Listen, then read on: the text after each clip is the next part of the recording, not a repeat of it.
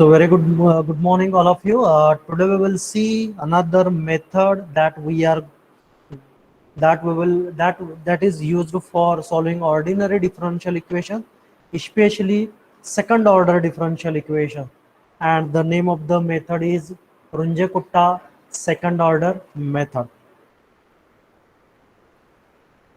So let's consider a function dy by dx is equal to f of xy.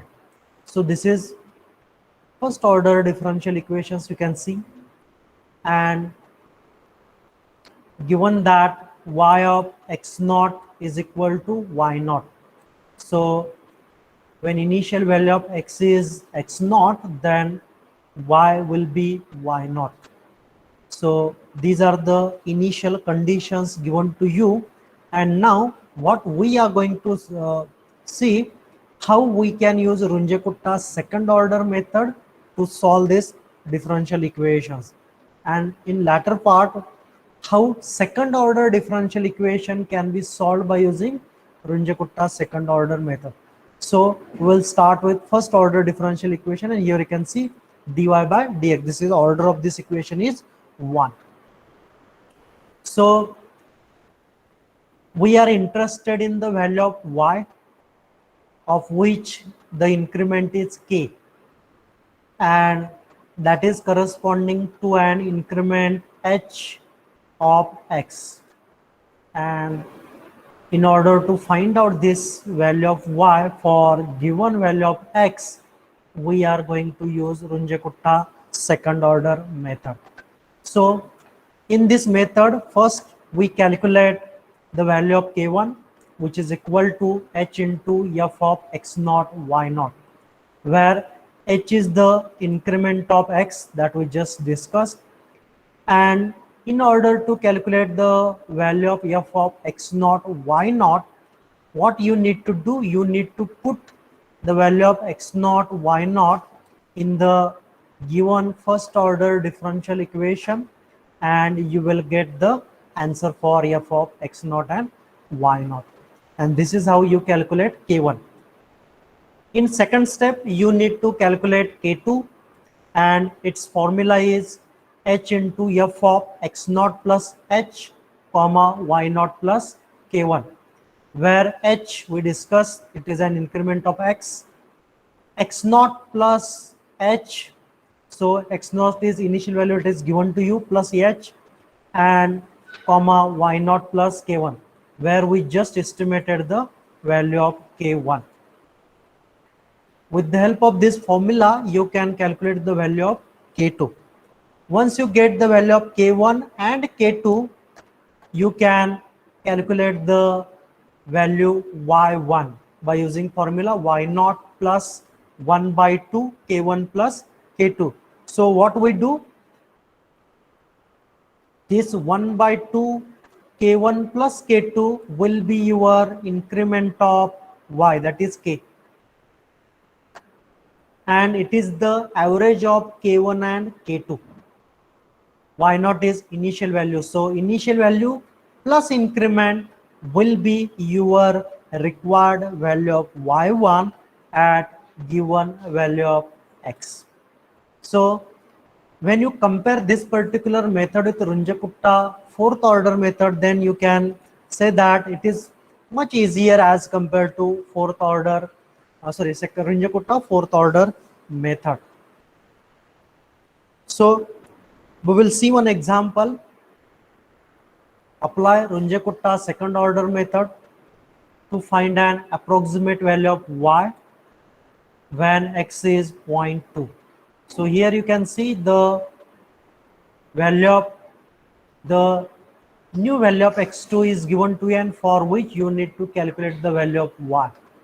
And the first order differential equation is given to you, dy by dx is equal to x plus y, and the initial conditions are given, y naught is 1 and x naught is 0, and the step is also given to you, h is 0.2. So when you look at the values of x naught and x, you can say that in one step you can solve this particular problem, because x is equal to x naught plus h, that you can observe from this given data. So in step number 1, what we do, we write the given data, x naught given 0, y naught it is 1, h steps it is 0.2, and first order differential equation dy by dx, which can be called as f of xy, and which is equal to x plus y, which is given to you. Then we calculate k1, which is equal to h into f of x naught y naught, where h is 0.2, and when we put x naught y naught in the function, the equation will become x naught plus y naught, where x naught is 0 and y naught is 1. So upon simplification, you will get the value of k1 as 0.2. Similarly, you can calculate the value of k2.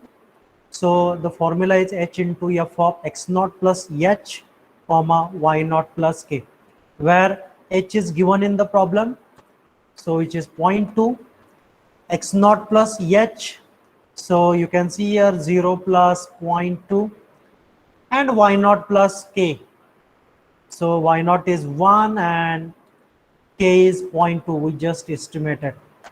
Here it is not k, it is k1. So this is a bit mistake in this. So here this is k1, not k.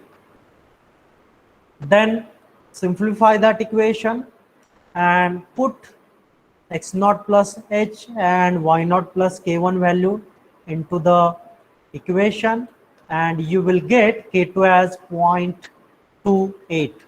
So this is how we calculate the value of k1 and k2, and once you do that, you can calculate the value of y1, which is equal to y naught plus k. Here this bracketed term is k, and which is the average of k1 plus k1 and k2. So that's why y1 is equal to y naught plus 1 by 2 into bracket k1 plus k2, where y naught is 1, which is given to you. K1 we estimated as 0.2, K2 we estimated as 0.28, and therefore you will get value of y1 as 1.24, and hence the approximate value of y when x is equal to 0.2 is 1.24. So this is how you can apply Runge-Kutta second order method to solve a first order differential equations. But from examination point of view, these types of problems will not be asked. If problem will be there, it will be related to Runge-Kutta fourth order method. But when the order or the degree of this differential equation is more than 1, so let's say d2y by dx square in this case. So if such type of equation will be there, then in that case we will see how to solve such problem by using Runge-Kutta second order method, and these types of problem may be asked in the examination. So make sure that which type of problem you are preparing. So now we will actually go to our main topic, that is how to solve simultaneous equations using Runge-Kutta second order method. Here second order means the order of the differential equation will be 2, that is a d2y by dx square, for example. So let's consider a second order differential equation, and it is y double dash. We already discussed this particular symbol, or in simple word you can see that it is equal to d2y by dx square. Here the power is 2, that's why it is called as second order differential equation. And this equation can also be written as d by dx into dy by dx. So these are the three different ways to write the given differential equation. Here differential equation means second order differential equation, and generally this will be a function of x, y, and dy by dx. So whenever a second order differential equation will be given to you, then it will have terms x, y, and dy by dx. Then what we need to do, we need to simplify this equation. So what we need to do, in the given equation, wherever there is a term dy by dx, so you can see here the y double dash is a function of x, y, and dy by dx. So you need to replace this dy by dx by a term z. So this term also will get replaced with z. So when you do that, we will get two equations, and both equations will be of first order differential equations. So you can see when you replace dy by dx equal to z, so that will be your first order differential equation, and dz by dx, it is a function of x, y, and z. So this is another first order differential equation. So these are the two simultaneous differential equations, and we know that when we have first order differential equations, we can easily apply Runge-Kutta second order method to find out solution. Okay, so what we will do, we will take one example and we will see how we can use Runge-Kutta second order method to solve simultaneous equations. And here simultaneous equations are first order differential, second order differential equations. So let's take one example. So using Runge-Kutta method, so here the name mentioned is Runge-Kutta method, but when you look at the equation, it is second order differential equation. So here you need to solve this problem by using Runge-Kutta second order method. If the given equation is first order differential equation and the name mentioned is Runge-Kutta method, then it will be Runge-Kutta fourth order method. So in this particular problem, the equation is d2y by dx square, that is second order differential equation. So that's why you will use Runge-Kutta second order method. So this is very important, do not get confused in this. And the equation is d2y by dx square is equal to x into dy by dx square minus y square. Sometimes in the equation, instead of this d2y by dx square, you may see y double dash, and dy by dx you may found y dash. So these are the way to write these equations. And for x is equal to 0.2, correct to 4 decimal places. So you need to find out the solution when x is equal to 0.2. And the accuracy of the answer should be maintained to 4 decimal places. So this accuracy you need to maintain. For that you need to set your calculator to 5 decimal points. And initial conditions are given to you. X naught is 0, y is 1, that is y naught is 1, and y dash is 0, where y dash is nothing but dy by dx. So initial conditions are given to you. Second order differential equation is also given to you, and you need to apply Runge-Kutta second order method. So let's start. So in this particular equation, which is given in the problem, what we will do in this equation, we will replace dy by dx by z. So dy by dx equal to z, which may be a function of x, y, and z. But in most of the cases, you will see that it is the function of only z, and x and y will be 0, maybe, but it is a function of x, y, and z. So let's call this as a equation number 1.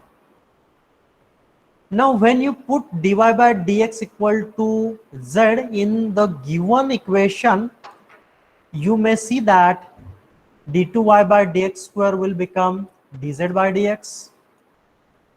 This dy by dx becomes z, so xz square minus y square. So this will be your second first order differential equation, and it is called as function phi of x, y, and z. Here we are saying f of x, y, z for equation number 1, and for second equation we are calling it as a phi of x, y, z. So we converted the given second order differential equation into two first order differential equations, and now we need to solve these two equations as a simultaneous equations by using Runge-Kutta second order method. And in the problem, x naught is 0, y naught is 1, and z naught, that is y dash naught, is equal to 0 because we replace dy by dx by z. So this value is also 0, and we know the initial value of x is 0 and the final value of x is 0.2. So in the examination, such type problem you need to solve in single step. So that's why we are taking here h is equal to 0.2. But in actual case, we will take more than one step in order to improve the accuracy of the answer. So in this particular problem, we will take h is equal to 0.2. Now, for upcoming steps, what you need to do, you need to just check the colors. So equation number 1 and its calculation, I will be using black color and blue color for the calculations related to equation number 2. So let's begin.